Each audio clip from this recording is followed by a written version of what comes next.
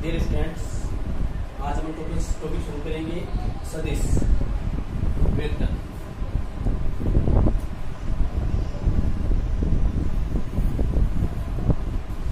मेरी प्रत्येक क्लास में एक चीज ध्यान रखनी है आपको पेन और रजिस्टर साथ में लेके बैठना है। चाहे क्लास भी ऑनलाइन हो रही है, रजिस्टर और पेन साथ में होना चाहिए। कोई भी काम की चीज है वो आप साथ साथ में नोट करते रहे, ये चीज ध्यान रखनी है।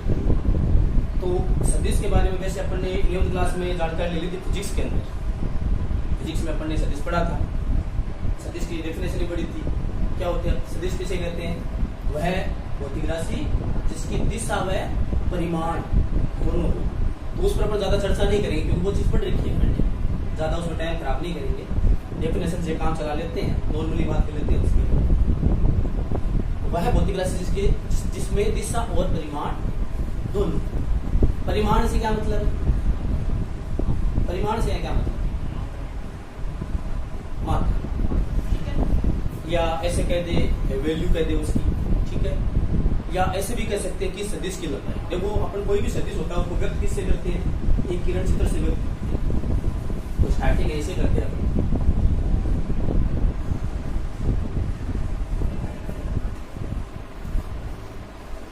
अपने पास दो पॉइंट्स है। ये मान लो एक पॉइंट है, ये मान लो बी पॉइंट है। अब अपने को या तो ए से बी की तरफ आगे बढ़ना है या बी से ए की तरफ, और एक ही दिशा में बढ़ना है। यहाँ मान लो अगर ए से शुरू किया और बी तक एक दिशा में गया और यहाँ रुक गया। ये जो आपको दिख रहा है ये सदिश। और सदिश को इससे व्यक्त करते हैं किरण से। एक तरफ निशान होता है, ठीक है? दोनों तरफ ऐसा लगता है, वो रेखा बन जाती है। सदिश को व्यक्त करते हैं किरण से। हालांकि किरण है नहीं, इसको व्यक्त किया जाता है। किरण वो होती है जिसकी लंबाई क्या होती है? अनंत, क्योंकि आगे तो चलती रहती है। लेकिन सदिश में ऐसा कुछ नहीं होता है। सदिश की लंबाई, जिसको हम परिमाण बोलते हैं, जिसको मात्रा बोलते हैं, वो फिक्स होती है। तभी तो इसे कहा है कि वह भौतिक राशि जिसमें दिशा और परिमाण दोनों हो। तो परिमाण का मतलब जिसके सदिश का परिमाण 5 भी हो सकता है, 10 भी हो सकता है। इसका मतलब वो उसकी लंबाई को नोट कर रहा है कि सदिश की लंबाई कितनी है। अब इसकी लंबाई कितनी है वो इसका परिमाण है। परिमाण को व्यक्त किससे करते हैं? इस सदिश को मैं बोलूंगा ए बी सदिश। ए बी लगा के इसे ऊपर तीर का निशान, और इसकी लंबाई की बात करें तो ए बी मॉडुलस का साइन होता है, ठीक है? ये परिमाण, ये किसको नोट कर रहे हैं? लंबाई को। लंबाई बोले तो मान लो मैं स्केल लेके आया, अपने यहाँ से यहाँ तक नाप लेके इसका कितना नाप है, जितना इसका नाप है वो इसका परिमाण कहलाता है। ये चीज पहले अपने कुछ दिमाग में होनी चाहिए, ठीक है? अब बात करते हैं, दूसरी बात आती है दिशा। ये दिशा क्या होती है? दिशा में से हम लोग जानते हैं भाई अपने दूसरी दिशा कितनी होती है, तो अपन बता सकते हैं कि दिशाएं तो अनंत होती है। क्योंकि मैं यहाँ खड़ा इसे इधर भी जा सकता हूँ, इधर भी, इधर भी, इधर भी, इधर भी। मान लो ऊपर भी अपन अगर अपने में उड़ने की क्षमता है तो अपन इधर भी बहुत सी दिशाएं अपन जा सकते हैं। लेकिन सदिश जो गणित है उसमें क्या होती है, सब बांधा गया, क्योंकि एक साथ दिशा हम ले नहीं सकते, तो उनको बांधा गया है। और बांध के 3 दिशा बनाई गई है, जिसको हम आई केप, जे केप और के केप से डिनोट करते हैं, ठीक है? अब वो 3 दिशा कैसे बनाई गई? ये आपने देखा होगा, एक्स एक्सिस, वाई एक्सिस और जेड एक्सिस कहाँ होता है? ऐसे ऊपर, जैसे मारते हैं ना, यहाँ हवा में लाइन खींच नहीं सकता, इसलिए उसको ऊपर क्या करते हैं? इधर शो करते हैं, यहाँ दर्शाते हैं जेड एक्सिस, ठीक है? अब एक्स एक्सिस इधर जो है ये इसकी पॉजिटिव डायरेक्शन है। पॉजिटिव मतलब पॉजिटिव नंबर लिखते हैं, यहाँ से 0 1 2 3 4 5 6 7 से लिखते हैं ना। तो इधर पॉजिटिव जाहिर सी बात, नेगेटिव किधर आएगा? इधर आएगा, आएगा ना। पर हमेशा बनाते नहीं है, थोड़ा सा अजीब सा लगता है डायग्राम, ठीक है? वाई एक्सिस पॉजिटिव ऊपर है तो नेगेटिव कहाँ होगा? नीचे। और जेड एक्सिस की बात करूं मैं, जेड एक्सिस मैंने पॉजिटिव इधर लिया है, जैसे मार्क कर इधर पॉजिटिव है, ऐसे मार्क कर लिया, और यहाँ 1 2 3 4 5 6 7 8 9 10 ऐसे ले लिया। तो नेगेटिव किधर होगा? उधर बोर्ड के दूसरी साइड में, ठीक है? उधर नेगेटिव। तो ये पॉजिटिव नेगेटिव खरीदा ही काम करता है कि जैसे अब एक्स एक्सिस की दिशा है उसको अपन डिनोट करते हैं आई केप से, इकाई दिशा बोलते हैं इसको। इकाई का मतलब एक की दिशा, ठीक है। अब कोई दो की दिशा हो तो कोई दो की दिशा हो तो दो से गुना हो जाएगा, दो आई बोल देंगे उसको। तीन की दिशा तीन आई हो जाएगा। मतलब ये जो साथ में दो आ रहा है ना, दो आ रहा है, दो आई के, तो ये इसका परिमाण है इसकी दिशा का, ठीक है। अच्छा, जे वाई एक्स की दिशा जे की और जेड एक्स की दिशा ये दिशा होती है, ठीक है। अब यही अगर एक्स एक्सिस इधर वाला काम में लेंगे तो आई के उसको क्या बोल देंगे, माइनस आई के, बात नेगेटिव साइड लेते हैं, माइनस आई के। वाई एक्सिस है उसकी नेगेटिव डायरेक्शन दिशा लेंगे तो क्या हो जाएगा, माइनस जे के। जेड एक्सिस है उसकी नेगेटिव दिशा लेंगे क्या हो जाएगा, माइनस के, ठीक है। तीन दिशाओं में बांटा गया। अब आपको सर ये तो तीन दिशा ठीक है, मतलब इसके ऊपर कोई यहाँ कोई है तो इसको हम उसकी हम दिशा बोलेंगे, तो सर उसको हम आई के नोट करेंगे। नोट कैसे करेंगे मैं बता दूं। जैसे मान लो यहाँ पर कोई पॉइंट है और मैं कह दूं ये जो पॉइंट है ये लंबाई है, ये मान लो ये ओरिजिन होता है मूल बिंदु, ये लंबाई में बिंदु 5 है, ठीक है। तो इसका मतलब यहां से लेकर यहां तक लंबाई कितनी हुई, तो यहां से लेकर यहां तक जो सदिश होगा उसको मैं क्या बोलूंगा, उसको मैं बोलूंगा 5। लंबाई कितनी 5, मतलब परिमाण कितना 5, परिमाण 5 और दिशा क्या है इसकी आई 5 है, इसको बोलूंगा। समझे मेरी बात, 5। ऐसे यहाँ आ जाए, मान लो मैं कह दूं यहाँ से कोई पॉइंट है और उसकी लंबाई मान लो मैं 3 है, ये 3 लंबाई है, तो उसको क्या बोलूंगा मैं, इस वेक्टर को क्या बोलूंगा 3 से। ऐसे यहाँ मान लो कोई है उसकी लंबाई 4 है तो क्या बोलोगे 4 के। अब आप सर ये तो ठीक है बात, ये तो समझ में आने वाली बात हो गई। लेकिन सर ये पॉइंट कोई इसके ऊपर ही जरूरत थोड़ी है, तो ये आपने एक्स के ऊपर पॉइंट लिया, वाई एक्स के ऊपर पॉइंट लिया, जेड एक्स के ऊपर पॉइंट लिया, मैं तो सर पॉइंट यहाँ लूंगा, मेरी इच्छा तो यहाँ पॉइंट लेने की, ठीक है। चलो इस पॉइंट को मैं नाम दे दिया x1 y1 z। ये लो सर मैंने ये पॉइंट लिया है। अब इसकी दिशा क्या होगी, अच्छा एक बात क्लियर कर, दिशा जो हम डिनोट करते हैं वो हम कहाँ से देखते हैं, हमेशा ओरिजिन से। तो ये दिशा भी देखिए ओरिजिन से लेके आएगी, इधर देखिए ये दिशा ओरिजिन से हुई, ओरिजिन से हुई, चाहे पॉइंट कहीं भी आ रहा है उसकी दिशा कहां से देखेंगे, मूल बिंदु से, ओरिजिन से, तो इसकी दिशा ये होगी, तो सदिश ये बन गया। अब सर सदिश तो बन गया, इसको बोले क्या, जैसे सदिश को हमने 5 आई के बोला था, इसको क्या बोलेंगे, तो मैं कहूंगा चलो आप पॉइंट क्या लेना चाहते हो, x1 y1 z1, या आपको भी सर नहीं, हम तो एक बार इसको ऐसे ले लेते हैं 2 3 5 ऐसे लेते हैं, ठीक है। अब बोलो क्या बोलोगे, तो मैं वही बात करूंगा, मैं बताओ इसका मतलब समझते हो, बिंदु का पॉइंट का मतलब समझते हो कि आप क्या होता है, क्या बताओ। जैसे 2 है, 2 कहां मिलेगा, आप जैसे यहां से देखोगे ना, यहां से इधर देखोगे, ऐसे लंब डालते हो आप, ये दूरी कितनी होगी 2। अगर ये दूरी 2 है तो इसको क्या बोलोगे, 2 आई के बोलोगे, नहीं बोलोगे। अच्छा, फिर यहां से मैंने वाई एक्स पे लंब डाला, वो कितनी लंबाई आएगी बताओ, 3। और इसी बिंदु से मैं जेड एक्स पे लंब डालता हूँ तो वो लंबाई कितनी आएगी 5। तो मतलब इसको अगर मैं सदिश बोलूं, इस बिंदु को मैंने पी नाम दे दिया है और ये ओ है, इसको मैं बोलूंगा स्थिति सदिश।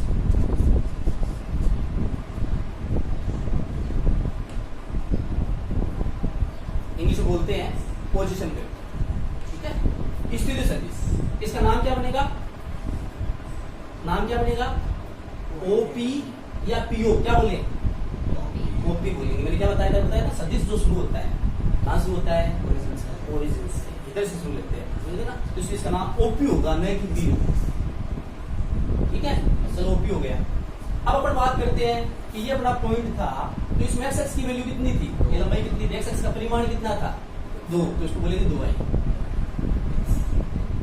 वाई एक्स का परिमाण कितना है, तो बोलेंगे 3 जे, प्लस का है ना ये 3, अगर माइनस का होता है माइनस 3 जे आता, चलो ऐसे होता माइनस 3, प्लस का है तो प्लस का 3 जे। जेड एक्स का परिमाण कितना है 5 के, ये आपके क्या तैयार हो गया, ये आपके स्थिति सदिश तैयार हुआ है, सदिश तैयार हुआ अभी तक, सदिश आएगा, ये क्या तैयार हुआ है स्थिति सदिश। स्थिति सदिश बनाने के लिए अपने को एक ही बिंदु की जरूरत होती है, इस बिंदु की अपने को ओरिजिन से पोजीशन देखनी होती है, या ऐसे बोलते हैं मूल बिंदु से इसकी स्थिति देखनी होती है, इसकी स्थिति कहाँ है, कितनी स्थिति है, कितनी डिस्टेंस पे है। तो इसमें अब आपको सर एक बात बताऊं, ये जो है इसका परिमाण कैसे निकले, तो मैंने कहा ये तो मेरे पॉइंट 2 3 ये ले गया मान लो। अब मैं थोड़ा इसको चेंज कर दूं वापस, मैं इसको वापस x1 y1 z1 लिख देता हूं। तो बताओ उस केस में ये स्थिर सदिश क्या बनेगा, आप बताओ क्या बनेगा, x1 i k, very good, y1 और z1 ये बन गया। अब आपको मैं ये पूछ दूं कि मुझे इसकी लंबाई चाहिए ओपी की, मेरे को ओपी का परिमाण चाहिए, तो आप क्या बोलोगे, तो आप बोलोगे सर हमारे पास एक 10th क्लास का मेथड भी हमारे पास में है, कौन सा, कि सर देखो ये तो ओरिजिन है 0 0 0 और ये एक पॉइंट है, दो बिंदुओं के बीच की दूरी निकाल लेते हैं दूरी सूत्र से, दो बिंदु इस दूरी सूत्र याद है आपको, √ x2 माइनस x1 याद आ रहा है, प्लस y2 माइनस y1 का x में कैपिटल लिखता हूं, स्मॉल मैंने काम में लिख लिया,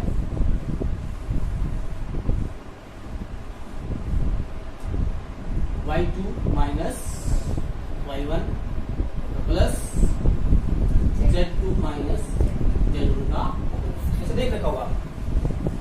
अब इस फॉर्मूले का मैं वैल्यू रखूं इन दोनों पॉइंट्स, ये पॉइंट क्या है 0 0, ठीक है, बताओ x2 इसका मान क्या है आपके पास, x1 small x1 minus 0, x1 minus 0 क्या हो गया, x1 की स्क्वायर, y2 हो गया ये माइनस 0, y1 स्क्वायर और z1 स्क्वायर का अंडर। ये जो आपको दिख रहा है ये इसका परिमाण है, यानी कहने का मतलब इसको इतना दिमाग नहीं लगाना आपने को, ये तो मैंने इसे समझाया आपको। बाकी इसमें देखने क्या चीज है, देखने लायक चीज क्या है, इसमें देखने वाली चीज ये है कि बताओ पॉइंट क्या था, x1 y1 z, पहली बात बताओ स्थिर सदिश क्या बना, x1 y1 z1 के i j के लगा दिया, x1 i के, y1 j के, z1 के, इतना ही देखना है, ठीक है। तीसरी बात, चलो मुझे इसका परिमाण चाहिए, तो आ जाओ सीधा यहाँ, ये नहीं देखना, सीधा यहाँ आ, यहाँ आए तो बताओ क्या किया, अंडरूट लगाया और अंडरूट के अंदर i का गुणांक क्या है, उसका स्क्वायर, प्लस j का गुणांक क्या है, उसका स्क्वायर, और प्लस k का गुणांक क्या है, तो यानी i j और k के जो गुणांक होते हैं ना उनका स्क्वायर करके उनको जोड़ देंगे और ऊपर अंडरूट लगा देंगे, वही परिमाण है।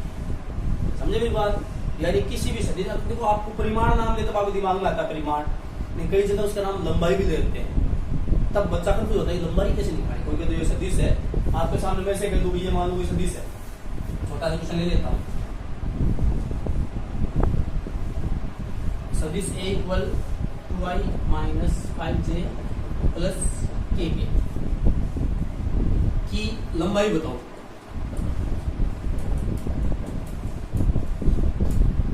चेटक की लंबाई कैसे बताए, एक बात मैंने भी आपको क्लियर कर दी है, लंबाई किसको बोलते हैं, परिमाण। तो आपको क्या करना है, इस a का परिमाण निकालना है। परिमाण कैसे निकलता है, इसका अंडरूट के अंदर x1 कौन था, i का गुणांक 2 प्लस y1 कौन था, j का गुणांक -5, स्क्वायर डालना है, होल स्क्वायर, और k का गुणांक क्या था, 1 का स्क्वायर, और वैल्यू कितनी बन गई देख लो, 25 4 29 और 1 30, अंडररूट 30। तो आपको ये वेक्टर मैंने दे दिया और मैं पूछा बताओ इसकी लंबाई कितनी है, कितनी हुई लंबाई, अंडररूट 30, ठीक है। तो ये जो स्थिर सदिश है, पहले तो अपन बात स्थिर सदिश की कर रहे हैं, जो नियम इसमें लागू होगा परिमाण का वही सदिश में लागू होगा, सदिश में भी वही निकलती है। अब मैं अपन पहुंचते सदिश पर, ठीक है, स्थिर सदिश इससे अपन पहुंचेंगे सदिश, तो उससे पहले आप फटाफट उसको नोट कर लो, ठीक है, उसके बाद अपन आगे बढ़ते हैं।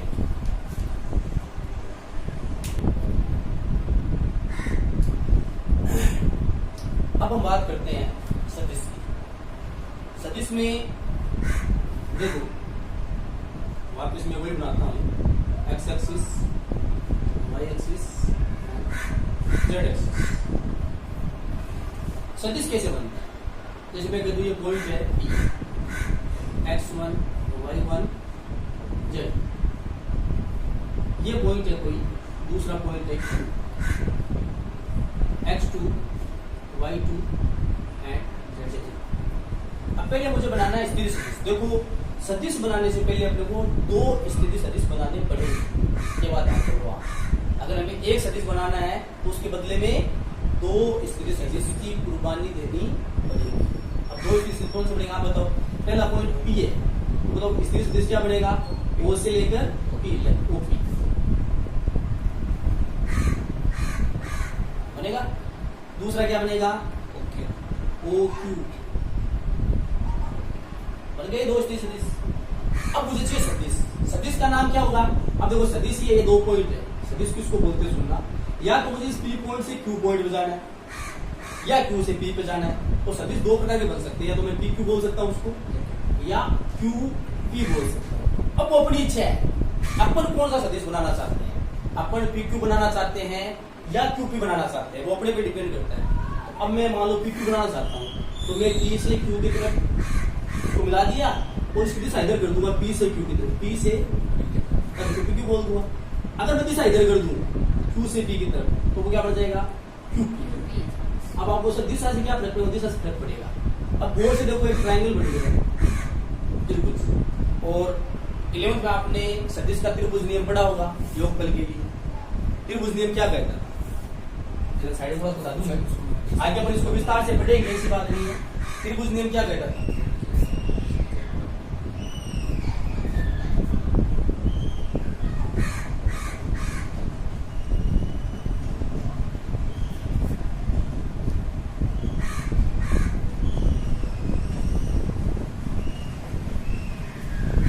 क्या कहता था, ये कोई सदिश है, इसके शीर्ष से, इसको पूंछ बोलते हैं, इसको शीर्ष बोलते हैं, इसके शीर्ष से कोई दूसरे सदिश की पूंछ जुड़ रही है, पूंछ जुड़ रही है। कितने सदिश हो गए, दो। तब इन दोनों सदिशों का योग, मान लो इसका नाम मैंने AB दे दिया, तो इसका नाम हो गया मान लो BC। दो सदिश जुड़ रहे हैं, AB और BC दो आपस में जुड़ रहे हैं। जुड़ रहे हैं, तो योगफल कहाँ प्राप्त होगा, उसका परिणाम भी कहाँ प्राप्त होगा, ठीक है। इससे तो आप जानते हो शायद कहाँ प्राप्त होगा, यहाँ प्राप्त होगा। तो इसको बोलेंगे क्या, AC। डायरेक्ट से इधर होगी ना, ये डायरेक्शन इसके सामने आके टकराएगी, इस डायरेक्शन में टकरा रही है ना, तो अपन इसको ऐसे बोल सकते हैं AB प्लस BC। जो सामने आके टकरा रहा है वो इन दोनों के बराबर होगा। ऐसा देखा आपने, ऐसा क्यों होता है, महसूस किया होगा, क्यों होता है, इन दोनों का योगफल ऐसे कैसे होता है। 10th तक हम पढ़ते थे, हमने नियम पढ़ा है, हालांकि बात में करने के लिए थोड़ा सा चर्चा कर लेते हैं। 10th में क्या पढ़ा था, 10th में ऐसा पढ़ा था जैसे नॉर्मल त्रिभुज है, सदिश नहीं बनाना है, इसका त्रिभुज है। इस त्रिभुज में कोई भी दो भुजा ले लूं मैं, मान लो मैं ले लिया AB प्लस BC, दो भुजाओं का योगफल सदैव तीसरी भुजा से बड़ा होता है। ये नियम हमने पढ़ा था। तो अपने दिमाग में आगे सर ऐसा कैसे हो सकता है, यहाँ तो बराबर हो रहा है और यहाँ बड़ा हो रहा है, तो इसका मतलब या तो ये बड़ा नियम गलत है या ये बड़ा नियम गलत है। इसका मतलब कोई ना कोई एक नियम गलत है। लेकिन मैं कहूंगा नहीं, ऐसा नहीं है। और मैं उसको ऐसा क्यों नहीं है, गौर से देखो, इनमें कुछ लिखावट में कुछ फर्क है। यहाँ ऊपर देखो क्या लगा हुआ है, यहाँ सदिश नहीं लगा हुआ है, तो सदिश नहीं लगा हुआ, इसका मतलब क्या हुआ, ये हम बात कर रहे हैं किसकी, लंबाई की। AB लंबाई, BC लंबाई, ठीक है, और AC लंबाई, लंबाई की बात करें। यहाँ लंबाई की बात नहीं हो रही है, यहाँ सदिश की बात हो रही है। और सदिश बोले तो दिशा की बात हो रही है। यहाँ हम दो लंबाइयां नहीं जोड़ रहे हैं, दो लंबाई नहीं है, हम दो भुजाओं को नहीं जोड़ रहे हैं, हम दो दिशाओं को जोड़ रहे हैं। दो दिशा जोड़ के तीसरी दिशा प्राप्त हो रही है, न कि लंबाई। लंबाई के लिए तो ये नियम लागू होगा, ठीक है। हम क्या जोड़ रहे हैं, दिशा। एक दिशा प्लस एक दिशा, दो दिशा जुड़ के तीसरी नई दिशा देगा ये। तो अब देखो ये दिशा कौन सी थी, यहाँ से इधर, ये दिशा कौन सी थी, यहाँ से इधर, तो इनका योगफल किधर हुआ, यहाँ से इधर, ये तीसरी दिशा। इन दोनों का योगफल ये दिशा ही है, नहीं लंबाई, ठीक है। इस चीज को अगर मैं परिमाण में चेंज कर दूं, लंबाई में चेंज कर दूं, क्या बोलूंगा, AB का परिमाण मतलब AB की लंबाई प्लस BC की लंबाई बराबर AC की लंबाई। ये नहीं होता है, समझ रहे हो बात, ये चीज गलत है, ये सही है। तो ये गलत कैसे है, क्योंकि ये इसके नॉट इक्वल टू है, ये इधर वाला बड़ा है, यहाँ पर ये वाला नियम फॉलो हो जाएगा, ये दोनों एक नियम। समझ गए मेरी बात। और ये जो है ये सदिश की बात होगी, फिर आप सोच रहे हो सर चलो वो तो ठीक है, लेकिन फिर भी ये इसके इक्वल कैसे आया, ये दोनों योग के बराबर कैसे होता है। तो आप गौर से देखो दिशा को अपन कैसे मापते हैं, कोई भी दिशा अपन कैसे मापेंगे। ये है प्रारंभिक बिंदु, क्या ये प्रारंभिक बिंदु,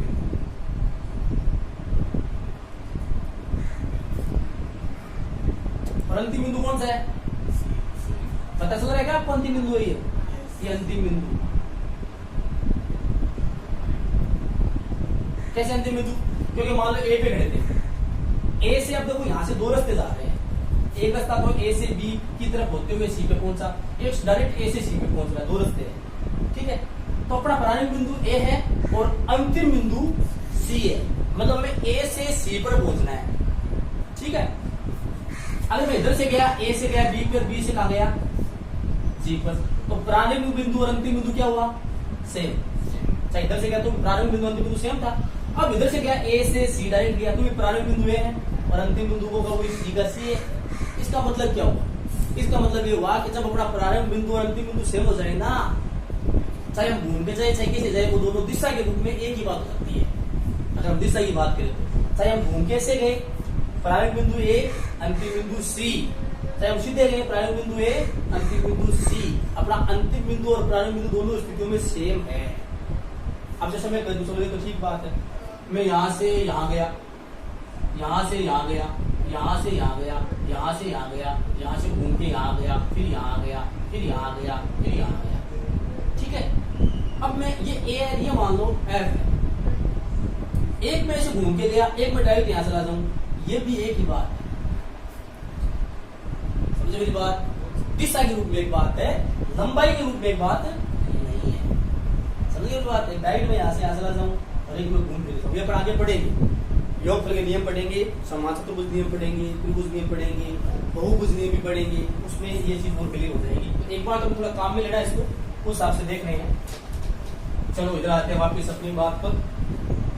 हाँ भाई गौर से देखो, क्या आपको त्रिभुज दिख रहा है, तो वो त्रिभुज नियम बोलो होगा इसमें, तो बताओ इसकी कौन सी दो भुजाओं का योग तीसरी के बराबर होगा, बताओ। ओपी यहाँ से आ गया, सिरे से पूंछ टकरा रही है इसकी, देखो किसकी, PQ की, तो आप ऐसे बोल सकते हो क्या OP प्लस PQ,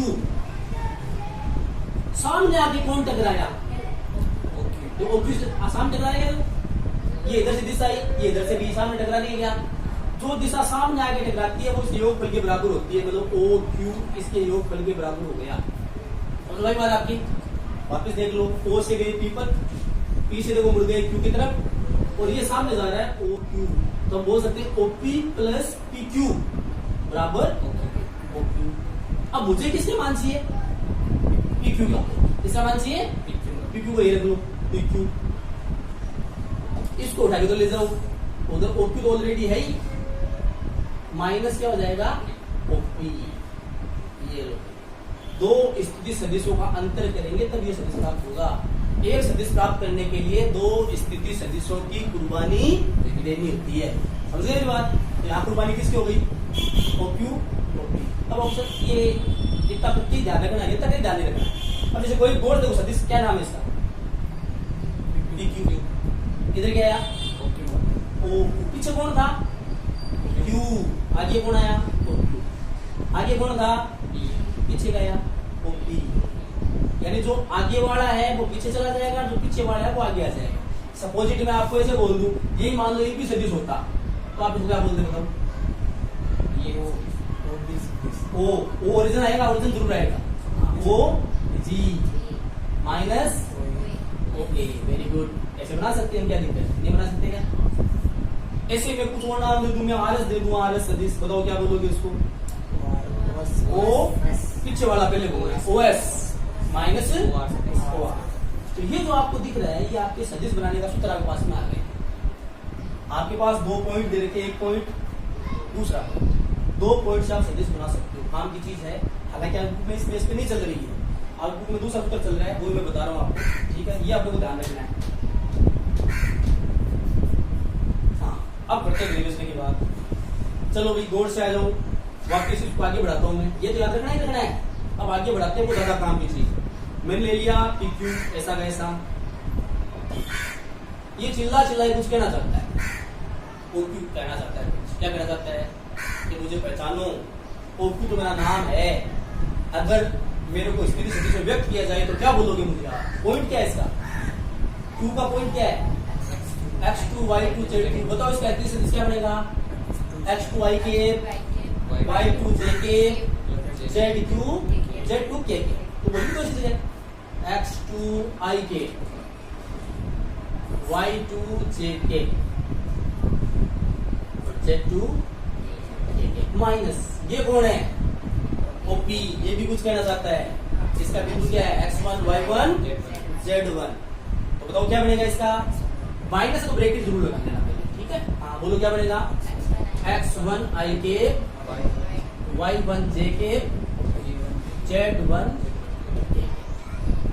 ये लो, ठीक है? अब इसको थोड़ा आगे बढ़ाते हैं। अब गौर से देखना, ये कौन है? i के। ये भी कौन है? अगर ये ब्रैकेट खोल दो तो सब माइनस हो जाएगा। मैं क्यों ना i कैप और i कैप में i कैप कॉमन ले लूं, तो बताओ क्या बचेगा? आप बताओ। पी क्यू बराबर x2 और माइनस x1, क्या कॉमन आया? i। ऐसी जे वाले में मैं j कैप कॉमन ले लेता हूं, बताओ। y2 माइनस यहाँ बचेगा y1 और j कैप कॉमन आ गया। इसी में k कैप कॉमन लूं, बताओ। प्लस z2 माइनस z1 के। ठीक है, ये फॉर्मूला आपको विशेष तौर पे ध्यान रखना, याद भी रखना है। इससे अपन क्या करेंगे? डायरेक्ट सदिश बना सकते हैं। आपके सामने कोई भी दो बिंदु दे देंगे, उससे आप दो बिंदुओं से सदिश बना सकते हो। एग्जाम्पल ले लेता हूं मैं, यहां पर देखो, यदि A125 B 351 हो तो AB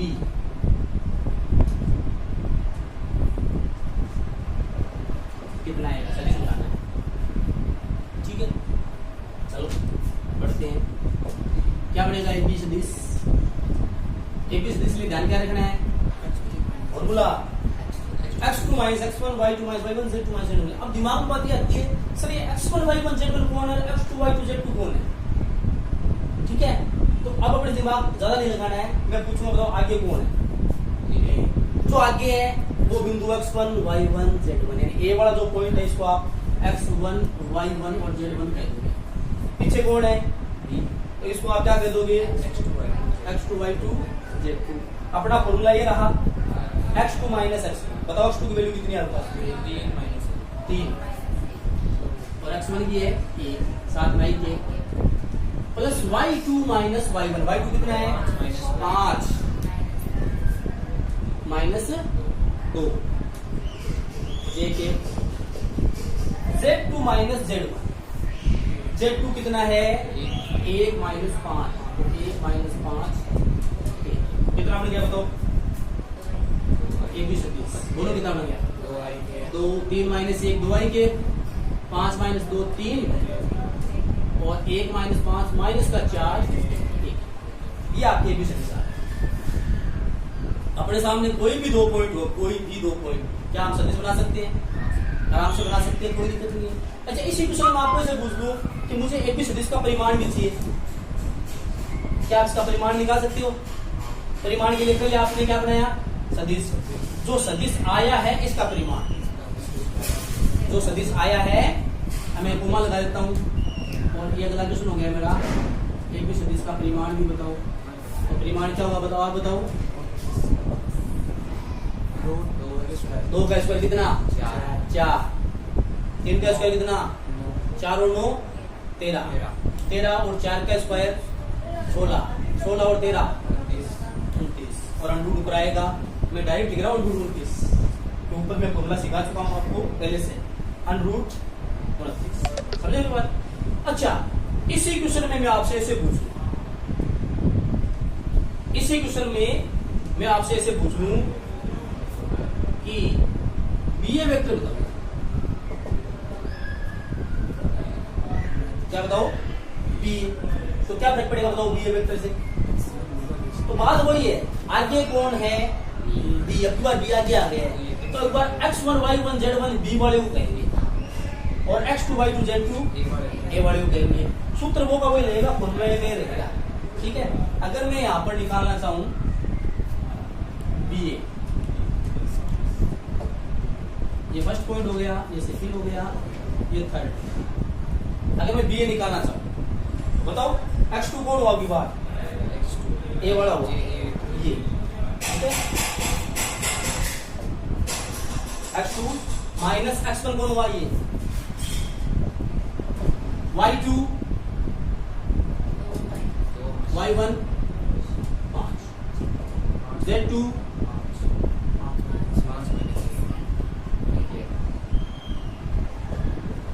बना लो, इसको बना सकते हो, आराम से बना सकते हो, कोई दिक्कत नहीं है इसमें, कोई भी बना लेगा इसको आगे। अच्छा एक बात और ध्यान रखनी है, एक बार चलो बता ही लेते हैं। बी ए क्या बना भाई, -2i -3j के और +4। गौर से देखो ये जो सदिश आया है और एक बार जो आपके ए बी सदिश आया था, कोई सेम इसमें दिख रहा है कुछ, कोई डिफरेंस? क्या डिफरेंस है इसमें? ये क्या था, प्लस का 2i, ये क्या है, ये प्लस का 3j, ये माइनस का 3j, वो माइनस का 4 के प्लस 4। इसका मतलब था नेगेटिव पॉजिटिव का अंतर आएगा, समझिए बात। ए बी और बी ए में अब एक बात अपने डायरेक्ट क्लियर हो गई है कि अगर मेरे पास ए बी सदिश 2i 3j -4k है, तो बी ए अगर अपने को निकालना है तो हम डायरेक्ट बता सकते हैं, डायरेक्ट